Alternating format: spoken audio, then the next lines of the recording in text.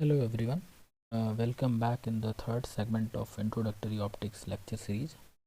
आज हम चर्चा करेंगे रिफ्रैक्शन फिनोमेना की यानी अपवर्तन की घटना की। ओके, तो आइए शुरू करते हैं।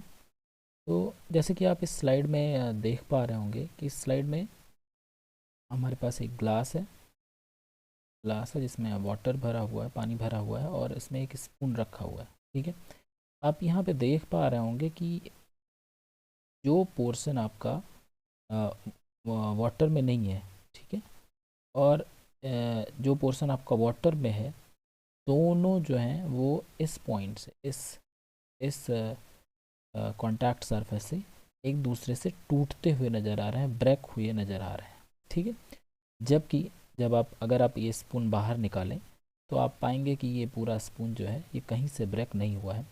ये चीज़ आप अपने घर में चाहें तो आप एक्सपेरिमेंट करके एक छोटा सा प्रयोग करके देख सकते हैं।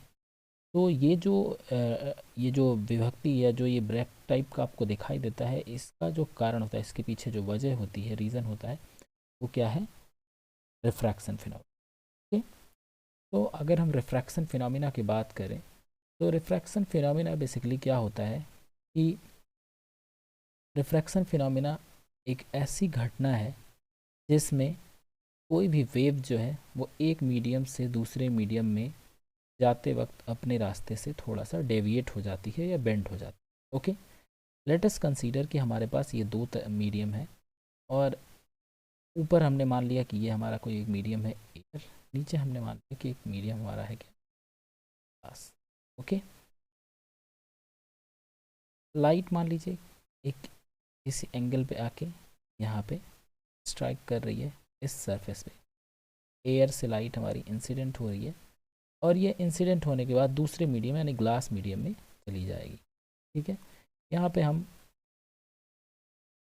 इसका एंगल शो करने के लिए हमने एक परपेंडिकुलर ड्रॉ कर दिया, जिसको मैंने पिछले वीडियोस में बताया था कि इसे हम क्या कहते हैं?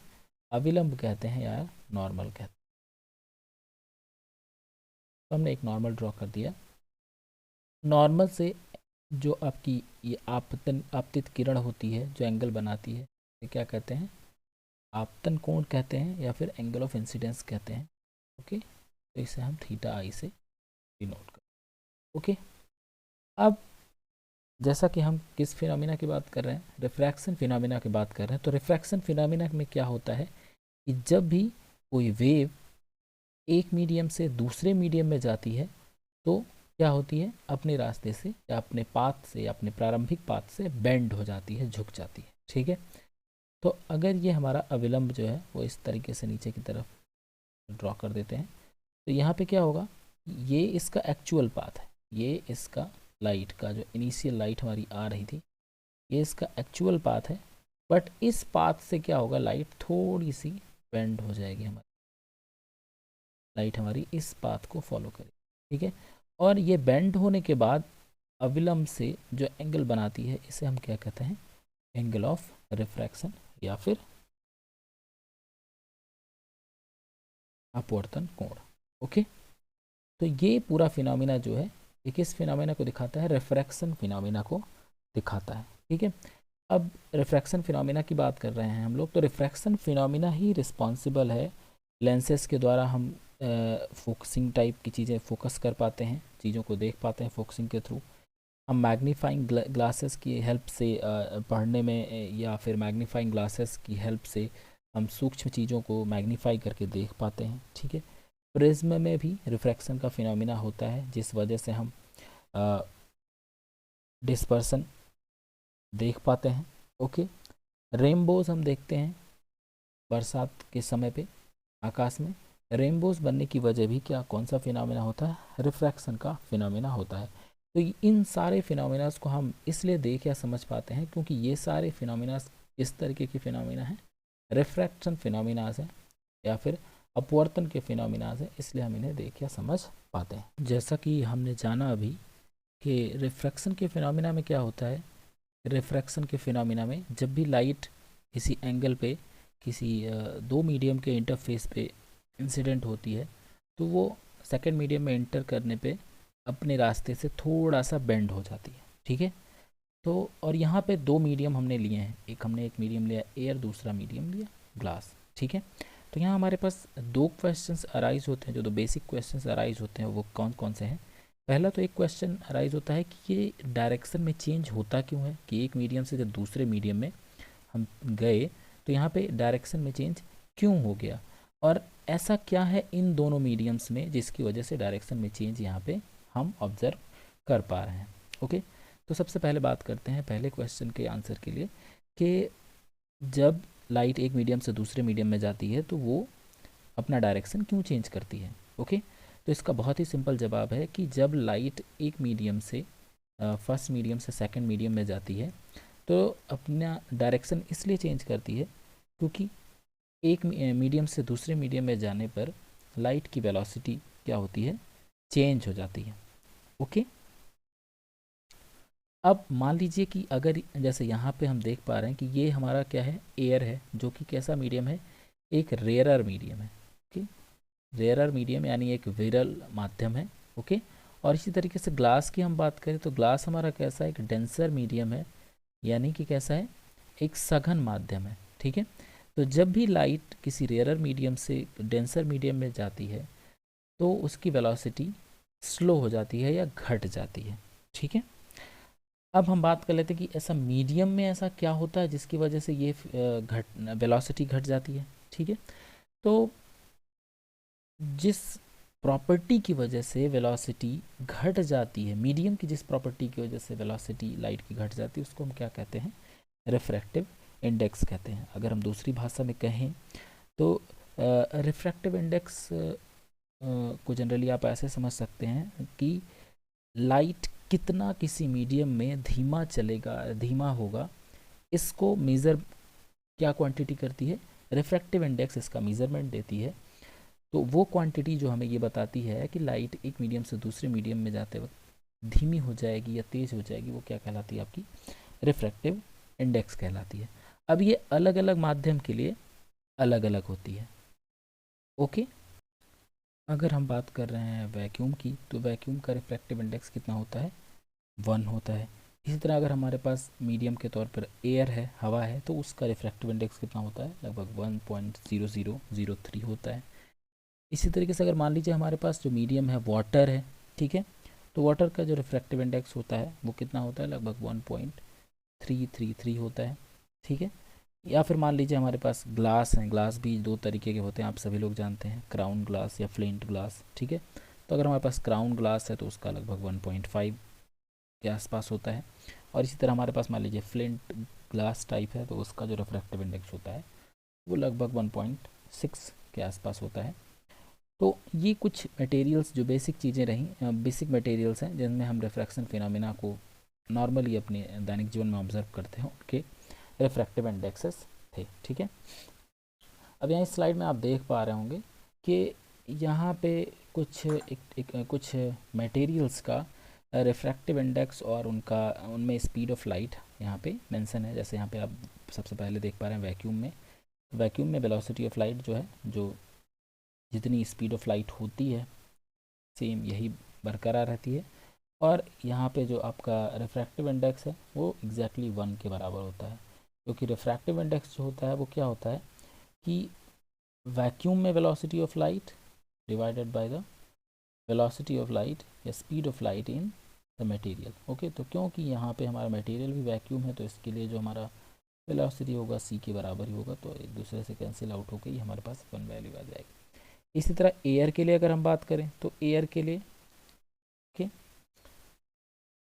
हमारे पास जो रिफ्रैक्टिव इंडेक्स की वैल्यू आती है 1.0003 आ जाती है। इसी तरह वाटर के लिए हमने बताया आपको, ठीक है, ग्लास के लिए, डायमंड के लिए, ठीक है, इतना। और वेलोसिटीज़ कितनी हो जा रही हैं आप देख पा रहे होंगे कि जो वैक्यूम से डेंसर कौन सा है, एयर है, उसका रिफ्रैक्टिव इंडेक्स थोड़ा सा उसमें लाइट की वेलोसिटी थोड़ी घट गई।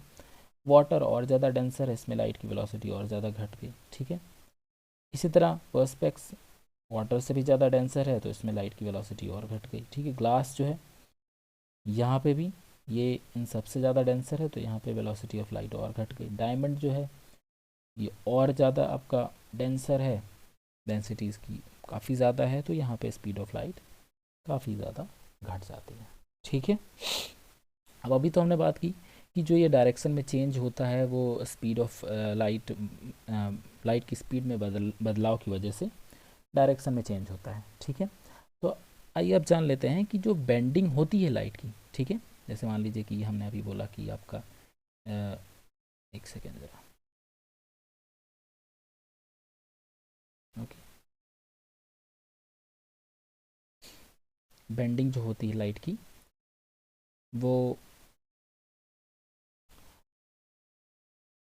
कितनी बेंडिंग होगी, ये किन चीज़ों पे, किन कारकों पे डिपेंड करता है। ठीक है, तो मान लीजिए कि हमारा ये क्या है, या अविलंब है यहाँ पे। ठीक है, और लाइट हमारी यहाँ पे आई, ठीक है, इस तरह आई, तो ये इसका एक्चुअल पाथ की अगर हम बात करें तो इसका एक्चुअल पाथ कुछ इस तरीके से हो जाएगा। ठीक है, एक सेकेंड ड्रॉ करते हैं, उसका एक्चुअल पाथ ये हो गया, ये अपनी पाथ से कुछ इतना बेंड हो गई, मान लीजिए ये इसका जो है आफ्टर रिफ्रैक्शन पाथ हो गया। ठीक है, इसी तरीके से लाइट आपकी यहाँ से आई, ठीक है, तब इसका जो एक्चुअल पाथ है वो कुछ इधर की तरफ गया, और तब इसकी बेंडिंग को आप मान लीजिए कहीं यहाँ पे देख पा रहे हैं। ठीक है, तो इस तरीके से कहने का मतलब यह है कि जो बेंडिंग होती है लाइट की कि डायरेक्शन में कितना चेंज होगा, ये किस पे डिपेंड करता है, स्पीड में चेंज, लाइट की स्पीड में जितना चेंज हो रहा होगा उतना अधिक बेंडिंग हमें ऑब्जर्व होगी रिफ्रैक्शन के फिनोमिना में। मान लीजिए कि लाइट अगर वैक्यूम से एयर में जा रही है तो हमें स्लाइट बेंडिंग देखने को मिलेगी, वैक्यूम से वाटर में जा रही है तो हमें बेंडिंग एयर की अपेक्षा ज़्यादा देखने को मिलेगी। इसी तरह अगर ग्लास, वैक्यूम से ग्लास में लाइट जा रही है तो वहाँ बेंडिंग और ज़्यादा हमें देखने को मिलेगी, और इसी तरह अगर वैक्यूम से डायमंड में जा रही है तो हमें बेंडिंग सबसे ज़्यादा देखने को मिलेगी इन मटेरियल्स की अपेक्षा। ओके, दूसरा जो होता है कि एंगल ऑफ इंसिडेंस। ठीक है, एंगल ऑफ इंसिडेंस, जितना ज़्यादा एंगल ऑफ इंसिडेंस होगा, लाइट जितने ज़्यादा एंगल ऑफ इंसिडेंस पे या आपतित कोण पे इस रिफ्रैक्टिंग सरफेस पे गिरेगी उतना ही नोटिसेबल आपका बेंडिंग आपको दिखाई देगा। ठीक है, तो ये दो कारक होते हैं जिन पे लाइट कितना बेंड होगी ये डिपेंड करता है। ओके, तो रिफ्रैक्शन फिनोमेना के बारे में तो हमने जान लिया, और आप यहाँ से एक क्वेश्चन पूछ भी सकते हैं कि अभी तक इस वीडियो में जितनी भी चीज़ें दिखाई गई, यहाँ बेंडिंग दिखाया गया, तो बेंडिंग में हर बार जो ये बेंडिंग दिखाई गई वो टुवर्ड्स द नॉर्मल दिखाई गई या अविलंब की तरफ झुकता हुआ दिखाई दिया गया। ठीक है, तो चलिए जान लेते हैं कि जो बेंडिंग होती है, ओके, वो बेंडिंग जो है वो स्पेसिफिकली कब किस दिशा में या कब किस डायरेक्शन में किस ओर होती है। ठीक है, तो यहाँ पे हम दो सिनेरियो क्रिएट करते हैं। ठीक है, एक सिनेरियो हमने क्रिएट किया पहला कि हमारे पास जो मीडियम है, पहला एयर से लाइट हमारी किस में जा रही है, ग्लास में जा रही है। ठीक है, और दूसरा हम क्रिएट कर रहे हैं कि हमारा ग्लास से जो है वो एयर में जा रही है। ठीक है, इसके लिए लेट अस कंसीडर कि हमारा ये अविलंब हो गया जो हमने दोनों मीडियम के इंटरफेस के परपेंडिकुलर ड्रॉ कर दिया। ठीक है, अब जब यहाँ पे ध्यान देने वाली बात है कि रिफ्रैक्शन फिनोमिना में जब रेयरर मीडियम से डेंसर मीडियम की तरफ लाइट जाती है, ठीक है, डेंसर मीडियम में लाइट जाती है, ओके, रेयरर से डेंसर मीडियम में जब लाइट जाती है तब जो लाइट है वो अविलंब की तरफ झुक जाती है। ठीक है, अविलंब की तरफ बेंड हो जाती है। और सिमिलर तरीके से जब लाइट जो है वो डेंसर मीडियम, यानी यहाँ पे हमारा ग्लास क्या है, डेंसर मीडियम है, और जब डेंसर मीडियम से रेयरर मीडियम में जाती है लाइट, तब क्या होता है लाइट के साथ कि लाइट जो है अविलंब से दूर हट जाती है। ठीक है, अविलंब से दूर हट जाती है।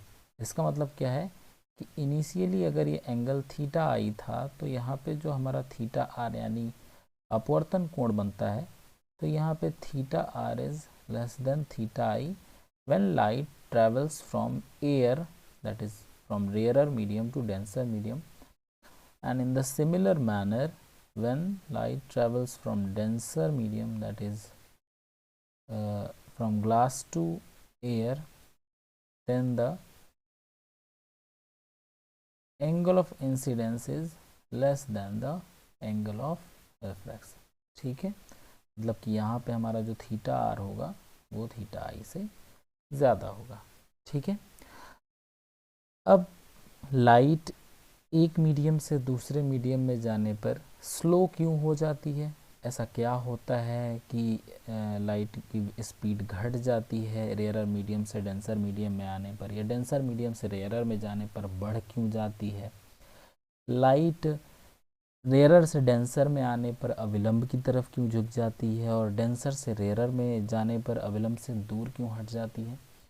तो इस सब के बारे में हम लोग चर्चा करेंगे नेक्स्ट वीडियो में। तब तक के लिए थैंक यू।